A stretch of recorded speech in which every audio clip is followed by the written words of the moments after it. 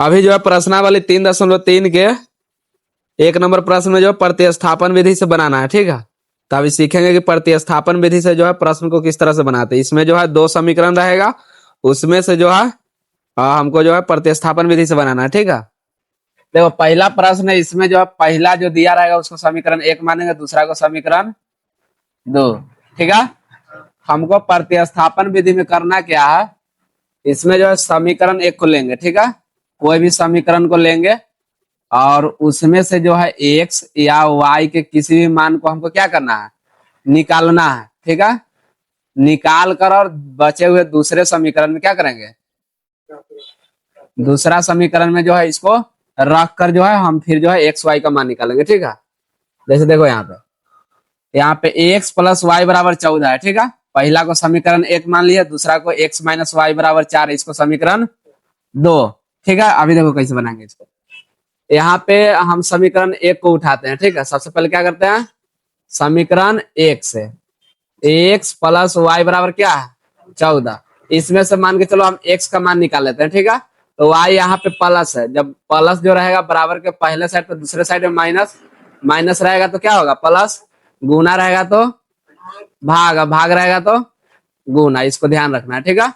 तो एक्स जो है इधर वाई प्लस में तो उधर जाएगा तो माइनस, इसको समीकरण 3 मान लेते हैं, ठीक है। पे वाई जो है इधर प्लस में था उधर लेगा तो माइनस में, तो यहाँ पे जो है एक्स बराबर 14 माइनस वाई, तो इसको समीकरण 3 मान लेते हैं, ठीक है। अब देखो एक्स का मान यहाँ पे निकला ना 14 माइनस वाई, इसको जो है हम समीकरण दूसरा में रख देते हैं, ठीक है।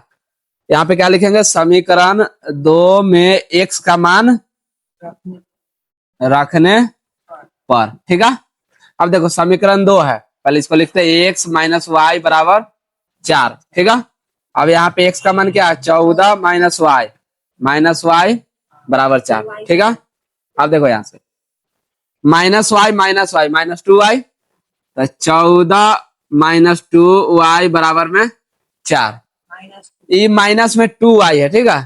और 14 इधर प्लस में है और 4 भी प्लस में है, तो 4 को हम इधर ले जाते हैं और 2 वाई को उधर ले जाते हैं, ठीक है। 14 में से 4 घट जाएगा और 2 वाई जो है प्लस में हो जाएगा, ठीक है।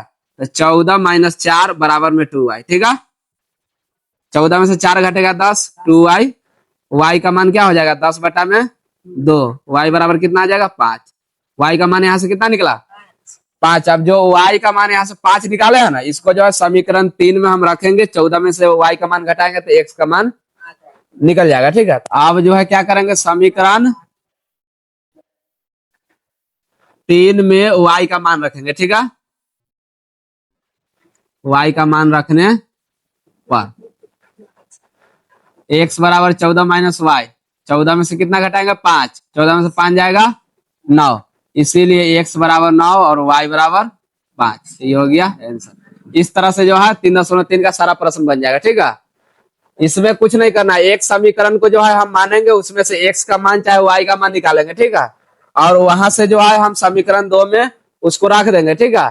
यहाँ से जो है एक मान निकलेगा, उसको जो है समीकरण 3 में रखेंगे, वहां से दूसरा मान भी निकल जाएगा, ठीक है। तो इससे जो है एक्स और वाई दोनों का मान निकल जाएगा, ठीक है। आया समझ में, ठीक है। चलो उतारो।